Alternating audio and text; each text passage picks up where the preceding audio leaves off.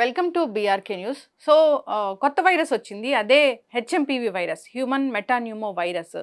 ఈ వైరస్ చైనాలో out break, అక్కడ లాక్డౌన్ వరకు పరిస్థితులు వెళ్తున్నాయి. హాస్పిటల్ కూడా కిక్కిరిసిపోతున్నాయని చెప్తూ ఉన్నారు. అయితే ఈ వైరస్ ఇండియాలో కూడా వచ్చింది. బెంగళూరులో 2 కేసులు నమోదయ్యాయని చెప్తున్నారు. అసలు ఏంటి ఈ వైరస్? సో ఇది వచ్చిందని మనకు ఎలా తెలుస్తుంది? దీని లక్షణాలు ఎలా ఉన్నాయి? మరి జాగ్రత్తలు ఏం తీసుకోవాలి? వస్తే ట్రీట్మెంట్ ఏంటి? పూర్తి వివరాలు తెలుసుకుందాం. ఈరోజు మనం ఐఎఫ్సిఏఐలో ఉన్నాము. ఇన్ఫెక్షన్ కంట్రోల్ అకాడమీ ఆఫ్ ఇండియాలో మనతో పాటు ప్రెసిడెంట్ డాక్టర్ రంగారెడ్డి గారు ఉన్నారు. డాక్టర్ గారు నమస్తే అండి. నమస్కారం సార్, కోవిడ్ వచ్చింది, మాట్లాడుకున్నాము, వేవులు మాట్లాడేశాము.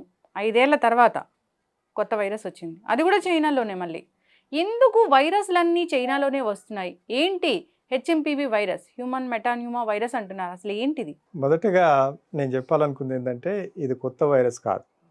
ఓకే, ఈ హెచ్ఎంపివి వైరస్ ఏదైతే ఉందో ఇది మనకి తెలిసినటువంటి వైరసే. ఈరోజు మీరు చాలా యాప్ట్ ప్రశ్న అడిగారు. చాలామంది ఇదే ప్రశ్న అడుగుతున్నారు, ఎందుకు ఈ వైరస్లన్నీ ఆరిజిన్ అంతా ఎటు చూసినా కానీ చివరికి చైనాలోనే దాని యొక్క ఆరిజిన్ ఉంటుంది అని. అలా అని ఏం లేదు. ఈ ఈ వైరస్లు అనేది ప్రపంచంలో ఎక్కడైనా పుట్టచ్చు. ఆఫ్రికా దేశాల్లో ఇప్పుడు మీకు తెలిసినట్టయితే ఎబోలా, మంకీ పాక్స్ ఇలాంటివన్నీ చాలా వచ్చాయి. చైనాలో కోవిడ్-19 తర్వాత ఏంటంటే ప్రజలందరి దృష్టి చైనా మీద పడింది. అందులో కోవిడ్-19 మొదట్లో వచ్చినప్పుడు అది కూడా 100 సంవత్సరాల తర్వాత అంత పెద్ద ఉపద్రవం మానవాళి మీద విరుచుకుపడింది. వాళ్ళకు కూడా ఏమీ అర్థం కాక చాలా వాళ్ళ దగ్గర ఉన్నటువంటి ఇన్ఫర్మేషన్ని వెంటనే షేర్ చేసుకోలేదు ప్రపంచంతో. వాళ్ళ దగ్గర ఉండే సర్వేలెన్స్ డేటా ఏదైతే ఉందో వాళ్ళు కొంత తత్తరపాటుకు గురై తాత్సారం చేశారు. దానివల్లనే కోవిడ్-19 అంత విస్తృతంగా విచ్చలవిడిగా ప్రపంచం మొత్తం మీద ఒక వినాశనకరమైనటువంటి ఒక ప్రయాణాన్ని, ఒక జైత్రయాత్రని సాగించింది.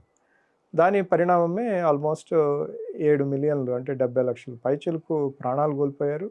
అలాగే ఎంతోమంది ఇప్పటికి కూడా ఆ వ్యాధి నుంచి బాధపడుతూ ఉన్నారు.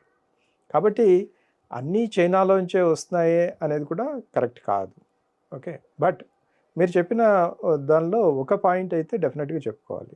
ఎక్కడైతే ఏ దేశాల్లో అయితే జనసమ్మర్దత ఎక్కువగా ఉంటుందో, ఎక్కడైతే హైజీన్ తక్కువగా ఉంటుందో అక్కడ కమ్యూనికబుల్ డిసీజెస్, అలాగే ఇలాంటి వైరల్ ఇన్ఫెక్షన్స్, బ్యాక్టీరియల్ ఇన్ఫెక్షన్స్ చాలా తొందరగా ప్రబలేదానికి, తొందరగా వ్యాప్తి చెందేదానికి అవకాశాలు ఎక్కువ ఉంటాయి. అలాగే ఇప్పుడు మారుతున్న ప్రపంచంలో మీకు తెలియనటువంటి విషయం ఏమి కాదు. వాతావరణంలో జరుగుతున్నటువంటి మార్పులు కానీ, అలాగే మనకు పొల్యూషన్ కానీ, అలాగే మనం చేస్తున్నటువంటి విధ్వంసం ఏదైతే ఉందో, అడవుల్ని కొట్టేయటం, ఇక్కడ ఉండేటటువంటి వైల్డ్ యానిమల్స్కి వాటి హ్యాబిటాట్ నుంచి వాటిని దూరం చేయటం, తద్వారా అవి మానవులు నివసించే ప్రాంతాల్లోకి రావటం, మనకి ఇంతకుముందు ఎప్పుడూ ఎక్స్పోజర్ లేనటువంటి మైక్రో ఆర్గానిజమ్స్ మనకి ఎక్స్పోజ్ అవ్వటం, దీని ద్వారా మనకి ఈ రకమైనటువంటి వ్యాధులు ఎక్కువగా లాస్ట్ ఎస్పెషల్లీ 10 years నుంచి విపరీతంగా ప్రబలుతూ ఉన్నాయి. ఇది ఏదైతే ఉందో, ఈ పరిణామం ఏదైతే ఉందో ఇది ఒక ఐసోలేటెడ్ ఇన్సిడెంట్స్ కాదు.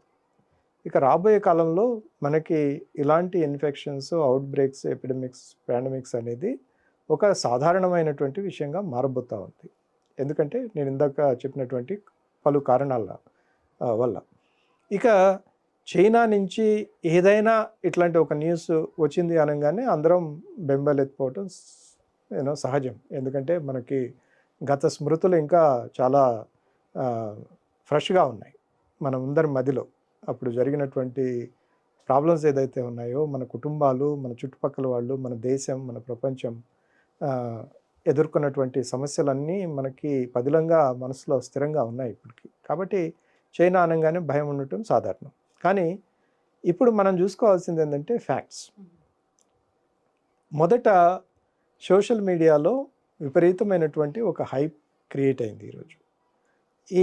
దాన్ని ఒక 2-3 విషయాలుగా మనం బాక్సెస్లో పెట్టుకుందాం. ఒకటి ఏమొచ్చింది న్యూస్ సోషల్ మీడియాలో, ఒక 4 వైరసెస్ వల్ల అన్నీ మూకుమ్మడిగా దాడి చేసి విపరీతంగా హాస్పిటల్స్, శ్మశానాలు ఇవన్నీ కూడా కిక్కిరిసిపోయేటట్టు చేశాయి అనేది మనకి వచ్చినటువంటి న్యూస్.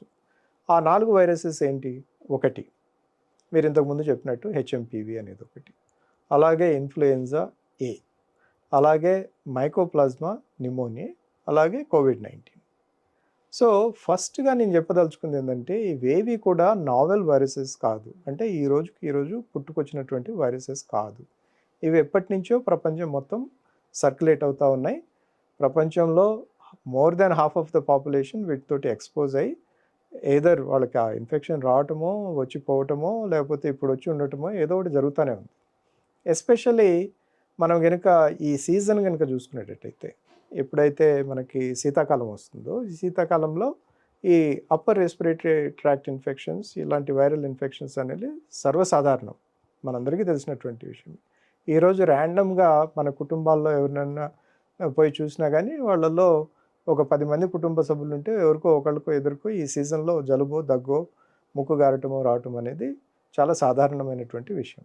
అలాగే ఈరోజు చైనాలో కూడా జరిగింది. ఈ 4 మైక్రో ఆర్గానిజమ్స్ వల్ల అక్కడ మామూలు సాధారణమైనటువంటి మంత్స్ కంటే ఈ పర్టికులర్ డిసెంబర్, జనవరి మంత్లో కొంత ఏదైతే సాధారణంగా జరిగేటటువంటి స్పైక్ ఏదైతే ఉందో ఆ స్పైక్ జరిగింది. ఇక రెండో విషయం మనం చూసుకోవాల్సింది ఏంటంటే, ఓకే మీరు నావెల్ వైరస్ కాదు, కొత్తది కాదు అంటున్నారు, కానీ దీనిలో ఏమైనా మ్యుటేషన్లు జరిగేదానికి అవకాశం ఉందా? అలాంటి అవకాశం లేకపోలేదు. కానీ ఇప్పటి వరకు మనకు ఉన్నటువంటి సర్వేలెన్స్ కానీ, లేకపోతే మనకు ఉన్నటువంటి న్యూస్ కానీ ఏది కూడా దాన్ని మనకి కన్ఫర్మ్ చేయడానికి అవైలబుల్ లేదు. ప్రపంచ ఆరోగ్య సంస్థ కానీ, అలాగే చైనీస్ సిడిసి కానీ ఎవరు కూడా ఇంతవరకు అధికారిక ప్రకటన ఏది అక్కడ మ్యుటేషన్ జరిగినట్టు కానీ, ఇది ఒక పాండమిక్ రూపంలో వస్తుందని కానీ ఎవరు చెప్పినటువంటి దాఖలాలు ఇప్పటివరకు అయితే లేవు. మన భారత ప్రభుత్వం కూడా ఈ విషయంలో చాలా మంచి స్టేట్మెంట్ ఇచ్చింది. స్టేట్మెంట్ ఏంటంటే, మొన్న ఒక 2 రోజుల క్రితం మొదటిసారి స్టేట్మెంట్ ఇచ్చినప్పుడు ఈ వ్యాధి మన దేశంలో లేదు అని, అలాగే దీనికి తీసుకోవాల్సినటువంటి నివారణ చర్యలు వాటి గురించి చెప్పారు. కానీ ఇక్కడ చిన్న మనం కరెక్ట్ చేయాల్సినటువంటి విషయం ఏంటంటే, భారతదేశంలో ఇప్పటి వరకు ఈ వైరస్ తోటి ఇన్ఫెక్షన్ లేదు అంటే, ఎస్పెషల్లీ హెచ్ఎంపివి లేదు అంటాం కరెక్ట్ కాదు. ఎందుకంటే మనం ఎన్నో సంవత్సరాల నుంచి ఈ రకమైనటువంటి వ్యాధులను అబ్జర్వ్ చేస్తున్నాం. మన దేశంలో జరిగేటటువంటి రొటీన్ సర్వైలెన్స్లో మనం ఎన్నో కేసుల్ని ప్రతి సంవత్సరం ప్రతి క్వార్టర్ చూస్తూనే ఉన్నాం. ఈ సీజన్లో కూడా మనం పీడియాట్రిషియన్స్ దగ్గరికి వెళ్తే వాళ్ళు తప్పనిసరిగా చెప్తారు, మా దగ్గర ప్రతి వారం ఇన్ని కేసులు నమోదవుతున్నాయి, మా ల్యాబొరేటరీ కన్ఫర్మ్డ్ టెస్టులు తర్వాత కూడా మాకు ఇన్ని కేసులు బయటపడ్డాయి అనేది ప్రతి ఒక్కరు చెప్పేటటువంటి విషయం. కాబట్టి ఇప్పుడు అది కరెక్ట్ చేస్తూ ఈరోజు పిఐబి ద్వారా ప్రెస్ రిలీజ్ మీరు వచ్చే ముందే రిలీజ్ అయింది. దానిలో అది కరెక్ట్ చేసి చాలా క్లియర్గా చెప్పారు. ప్రపంచంలో చాలా దేశాల్లో, అలాగే భారతదేశంలో ఇది ఎప్పటి నుంచో హెచ్ఎంపివి అనేది ఎప్పటి నుంచో సర్క్యులేషన్లో ఉంది. ఇప్పుడు మన రొటీన్ సర్వైలెన్స్లో కర్ణాటకలో 2 బయటపడ్డాయని, దానిలో పెద్దగా వరీ అవ్వాల్సిన విషయం ఏం కాదు. ఇంతకుముందే చెప్పినట్టు ఇది మనకు ఆల్రెడీ సైంటిఫిక్ కమ్యూనిటీకి, మెడికల్ కమ్యూనిటీకి తెలిసిన వైరస్లే కాబట్టి ఇది ఏ విధంగా వ్యాప్తి చెందుతుంది, ఈ వ్యాప్తిని ఎలా అడ్డుకట్ట వేయాలి, ఒకవేళ ఈ వ్యాధి కనుక సోకితే ఎలా డయాగ్నోసిస్ చేయాలి, ఎలా ట్రీట్ చేయాలి, ఇవన్నీ మనకు తెలిసినటువంటి విషయాలు. కాబట్టి దీని గురించి పెద్దగా వరీ అవ్వాల్సినటువంటి అవసరం లేదు. ఓకే, అంటే ఇప్పుడు ఏదైనా వైరల్ ఇన్ఫెక్షన్ వస్తే, ఫీవర్ కానీ, దగ్గు, జలుబు, జ్వరాలు కానీ వస్తే, డాక్టర్ గారు మీరు అన్నట్లుగా హెచ్ఎంపివి వైరస్ ఉందా లేదా అనే టెస్టులు అనేది జరుగుతాయా జనరల్గా? తప్పనిసరిగా ఇది హెచ్ఎంపివి వరకు వచ్చే వరకు ప్రధానంగా ఇది చిన్నపిల్లల్లో, అలాగే వయోవృద్ధుల్లో ఎక్కువగా రావడానికి, అంటే మిగతా వాళ్ళకి రాదా అని కాదు, ఆ ప్రివలెన్స్ అంటే ఇన్సిడెన్స్ చాలా తక్కువగా ఉంటుంది. పిల్లల్లో ఎక్కువగా ఉంటుంది, అలాగే వయోవృద్ధుల్లో ఎక్కువగా వస్తుంది. ఎప్పుడైతే మనకి ఈ వ్యాధి లక్షణాలు ఉంటాయో, ఈ మనకి మీరు ఇందాక చెప్పినట్టు సాధారణంగా అప్పర్ రెస్పిరేటరీ ట్రాక్ట్ ఇన్ఫెక్షన్కి సంబంధించినటువంటి వ్యాధి లక్షణాలు ఉంటాయో, అప్పుడు ఈ ఫ్లూ కానీ, లేకపోతే హెచ్ఎంపివి కానీ, ఏదైనా ఆర్ఎస్వి కానీ, ఇట్లాంటివి ఏవైనా కానీ అయి ఉండొచ్చు. ఎందుకంటే వీటిలో వ్యాధి లక్షణాలు ఒక ఇన్ఫెక్షన్కి ఇంకొక ఇన్ఫెక్షన్కి పెద్దగా వ్యత్యాసం ఉంటుంది. సో కాబట్టి మనం చేయాల్సింది ఏంటంటే, తల్లిదండ్రులుగా మన దగ్గర మరీ చిన్నపిల్లలు కనుక ఉండేటట్టయితే సాధ్యమైనంత వరకు వాళ్ళని ఈ సీజన్లో ఎస్పెషల్లీ ఇప్పుడు ఈ వ్యాధులు రెస్పిరేటరీ ఇన్ఫెక్షన్ ప్రబలుతూ ఉన్నాయి కాబట్టి సాధ్యమైనంత వరకు వాళ్ళని ఎక్కువగా సమూహాల్లో పంపించకుండా ఉండటం. ఒకవేళ వాళ్ళకి ఏమైనా జలుబు, దగ్గు ఇలాంటి వ్యాధి లక్షణాలు కనుక కనపడితే స్కూల్ మాన్పించి ఇంట్లో ఉంచి వాళ్ళకి సరైనటువంటి ఆహారం, హైడ్రేషన్ అంటే కొంచెం వెచ్చటి నీళ్ళు ఎక్కువగా తాగించటం, అలాగే చిన్న చిన్న సిమ్టమాటిక్ ట్రీట్మెంట్ తోటి వాటిని మనం మేనేజ్ చేయొచ్చు. ఇన్ కేస్ ఇంకా వ్యాధి ఏదో కొంచెం 2 రోజులైనా జ్వరం తగ్గట్లేదు, జలుబు తగ్గట్లేదు, కొంచెం ఏదో సాధారణం కంటే ఎక్కువగా ఉంది అనుకుంటే మనం పిల్లల వైద్యులను సంప్రదించి సరైనటువంటి వాళ్ళ సలహా సూచనలతోటి దాన్ని మందులు వేసుకోవాలి. మొదటగా మనం దీన్ని డయాగ్నోసిస్ చేసుకోవాలంటే ఈరోజు ఆల్రెడీ మాలిక్యులర్ డయాగ్నోస్టిక్స్ అవైలబుల్ ఉన్నాయి. అది డాక్టర్లకు తెలుసు. ఏ రకమైనటువంటి పరీక్షా కేంద్రాలకు వాళ్ళని పంపించాలి, ఏ రకమైన టెస్టులు చేయాలి, దాన్ని ఎలా నిర్ధారించుకోవాలి, నిర్ధారించుకున్న తర్వాత ఏ వైద్యం చేయాలనేది వాళ్ళకి తెలుసు కాబట్టి వాళ్ళని సంప్రదిస్తే సరిపోతుంది. యంగ్ చిల్డ్రన్ చాలా పెద్దవాళ్ళు. ఇందాక చెప్పినట్టు ఇప్పుడు ఫ్లూ ఏదైనా కానీ మనం ఒకటి గుర్తుపెట్టుకోవాలండి. ఒక థంబ్ రూల్ ఏంటంటే ఎవరికైతే ఇమ్యూనిటీ తక్కువ ఉంటుంది, అంటే మరీ చిన్నపిల్లల్లో ఇమ్యూనిటీ ఇంకా పూర్తిగా అభివృద్ధి చెంది ఉండదు. అలాగే పెద్దవాళ్ళలో వయసు రీత్యా వాళ్ళలో కొంత ఇమ్యూనిటీ తగ్గుతుంది. కాబట్టి ఈ రెండు మనకు ప్రధానంగా వల్నరబుల్ పాపులేషన్ అవుతూ ఉంటారు ఇప్పుడు కూడా. సో ఇలాంటి సీజన్స్ వచ్చినప్పుడు ఎప్పుడైతే వ్యాధి ఎక్కువగా ప్రబలుతూ ఉంటుందో మనం ప్రధానంగా మొదటగా చేయాల్సింది ఏంటంటే వాళ్ళ వ్యాధి నివారణ. అది రాకుండానే చూసుకోవడం అనేది మన ప్రధానమైనటువంటి మెట్టు. నివారణ అంటే ప్రోటోకాల్ పాటించడం, కోవిడ్ ప్రోటోకాల్.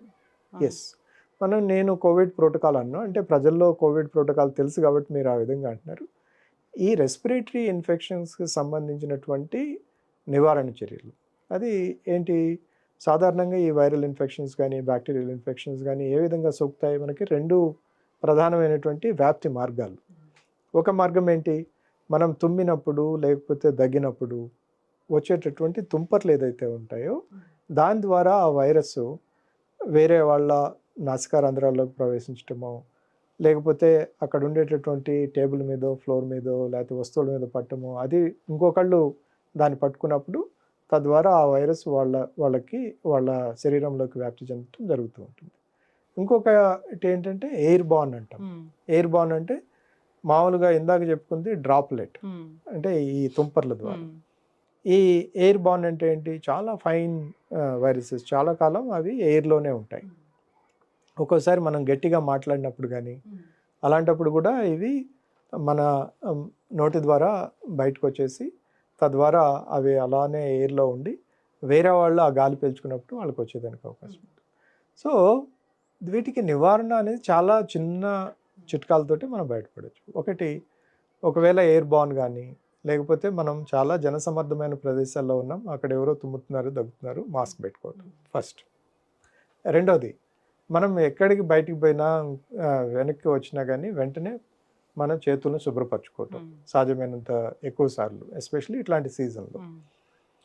సో ఇవన్నీ అయిన తర్వాత ఇంకా వచ్చేదానికి అవకాశాలు ఉన్నాయి అనుకుంటే, సపోజ్ మన దగ్గర వాటర్ అవైలబిలిటీ లేదు, ఎక్కడో ట్రావెల్లో ఉన్నాం, మనకి హ్యాండ్ రబ్స్ అంటే ఈ శానిటైజర్స్ ఉంటాయి, వాటిని వినియోగించి మనం ఈ చేతులను శుభ్రంగా ఉంచుకుంటే, ప్లస్ జనరల్ మన ఇమ్యూనిటీని కూడా మనం ఎప్పటికప్పుడు సరిగ్గా చూసుకుంటుండే సరైనటువంటి నిద్ర, ఆహారం ఇలాంటివి చాలా చాలా సామాన్యమైనటువంటి విషయాలను కనుక మనం మన జీవితంలో భాగం కనుక చేసుకునేటట్టయితే ఇలాంటి వ్యాధులకు దూరంగా ఉండొచ్చు. ఎస్, అయితే సార్ ఇప్పుడు ఈ వైరస్ ఉంది, 2001 నుంచి ఉంది ఈ వైరస్. సో ఇప్పుడు అంటే ఇప్పుడు అది మ్యూటేట్ అవ్వలేదు, నార్మల్గానే ఉన్న వైరసే, అప్పటి నుంచే ఉన్న వైరసే.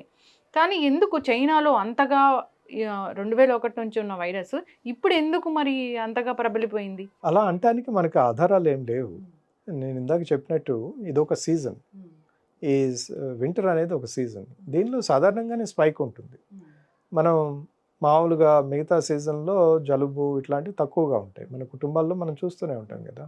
సాధారణంగా మనకి ఈ సీజన్ వచ్చినప్పుడే మనకి పెరుగుతూ ఉంటాయి.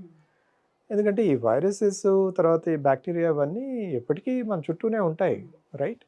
అవి ఎప్పుడైతే వాటికి అనుగుణమైనటువంటి వాతావరణం. వాతావరణ పరిస్థితులు అవి రిప్లికేట్ అవటానికి వాటన్నిటిని యూనో మల్టిప్లై చేసుకోవటానికి ఎప్పుడైతే అవకాశం దొరుకుతుందో వెంటనే అవి పెచ్చరిల్లిపోతాయి. ఎస్. అంటే వాళ్ళకి మామూలుగా అయితే అవి వాటికి ప్రతికూల పరిస్థితులు ఉంటాయి. ఎప్పుడైతే ఎండ ఎక్కువ ఉంటుందో అలాంటి పరిస్థితులు అంటే అవి ప్రతికూల పరిస్థితులు వాటి. ఎప్పుడైతే అనుకూల పరిస్థితులు వస్తాయో వాటి వ్యాప్తి పెరుగుతుంది. మరి తెలుగు స్టేట్స్కి ఎలాంటి సిచ్యువేషన్ ఉందా? అంటే ఇప్పుడు తెలుగు జాగ్రత్తలు తీసుకోవాల్సిన అవసరం ఉందా? తప్పనిసరిగా Hmm. తప్పనిసరిగా ఇప్పుడు ఏదైనా ఒక ఇలాంటి విషయంలో ఎక్కడి నుంచో ఒక న్యూస్ వచ్చినప్పుడు మనం అప్రమత్తంగా ఉండటం అనేది పౌరులుగా మన బాధ్యత. మొత్తం అంతా గాలిలో దీపం పెట్టినట్టు దేవుడికి హారతి చేసి మనం ఊరుకుంటే కుదరదు కదా. మనకి ఎక్కడో ఈ వైరస్ ఎక్కువగా ప్రబలుతూ ఉంది. ఇది ప్రాణాంతకం కాకపోయినా కానీ మనల్ని ఇబ్బంది పెడుతుంది కాబట్టి మనం సరైనటువంటి నివారణ చర్యలు తీసుకోవాలి అనేది మన తలకాయలో వెంటనే లాజికల్గా రావాలి. ఇప్పుడు ఇది వచ్చింది సార్, జనరల్గానే వైరస్ వచ్చింది. వైరల్ ఇన్ఫెక్షన్ అంటే సిమ్టమాటిక్ ట్రీట్మెంట్ అయినా ప్రత్యేకంగా దీనికి ఒక ట్రీట్మెంట్ ఉంది. అప్పుడు కోవిడ్కి ఇచ్చినట్లు స్టెరాయిడ్స్ అలా ఉంటుందా ట్రీట్మెంట్ దీనికి ఏమైనా? దీనికి అలా ఏదైనా కానీ ఈ జలుబు దగ్గు ఇట్లాంటివి ఇన్ఫ్లుయెన్జా కానీ ఇలాంటి వాటికి స్పెసిఫిక్ ట్రీట్మెంట్ అనేది ఏది ఇవ్వము. సాధారణంగా ఇవి 5 నుంచి 7 రోజుల వరకు ఉంటాయి. దానంతట అదే సమస్య పోతూ ఉంటాయి. సో కాబట్టి దీనికి ప్రత్యేకంగా మనం ఏ రకమైనటువంటి మేనేజ్మెంట్ అవసరం లేదు. ఇది సాధారణంగా కనుక ఇన్ఫెక్షన్ అయ్యేటట్టయితే ఒక్కొక్కసారి ఇది కాంప్లికేట్ అయ్యేదానికి అవకాశం ఉంటుంది. ఎలా ఎవరికైతే ఇమ్యూనిటీ చాలా తక్కువ ఉంటుందో అలాంటి వాళ్ళకి ఇది ఒక్కోసారి ఈ వ్యాధి యొక్క తీవ్రత పెరిగేదానికి అవకాశం ఉంటుంది. అది అప్పర్ రెస్పిరేటరీ ట్రాక్ట్ నుంచి లోయర్ రెస్పిరేటరీ ట్రాక్ట్లోకి పోయి లంగ్ కూడా ఇన్వాల్వ్ అయ్యేదానికి అవకాశం ఉంటుంది. అలాంటి పరిస్థితులలో దానికి అనుగుణంగా డాక్టర్లు దీన్ని మేనేజ్ చేస్తారు. ఇప్పుడు మోర్టాలిటీ రేట్ అంటే హెచ్ఎంపీవీ వైరస్కి అంటే పర్సంటేజ్లో చెప్పాలంటే ఎలా చెప్తాము? హెచ్ఎంపీవీ కానీ మిగతావి కానీ వీటన్నిటికి కూడా అరౌండ్ 1% ఎంతో ఉంటుంది. ఇది సిచ్యువేషన్ బట్టి ఉంటుంది. ఆ సంవత్సరంలో ఇప్పుడు ఫర్ ఎగ్జాంపుల్ ఫ్లూ అనుకోండి, ఒక్కొక్క సంవత్సరం ఒక్కొక్క రకమైనటువంటి స్టెమ్ అది ప్రివలెంట్గా ఉంటుంది. కొన్నిసార్లు అది కొంచెం వైరలెంట్గా ఉండొచ్చు, రైట్? కొన్నిసార్లు తక్కువ వైరలెన్స్ ఉండొచ్చు. ఈ విషయాలు మీ అందరికీ తెలిసినటువంటివి. మనం వీటి గురించి చాలాసార్లు మాట్లాడుకున్నాం.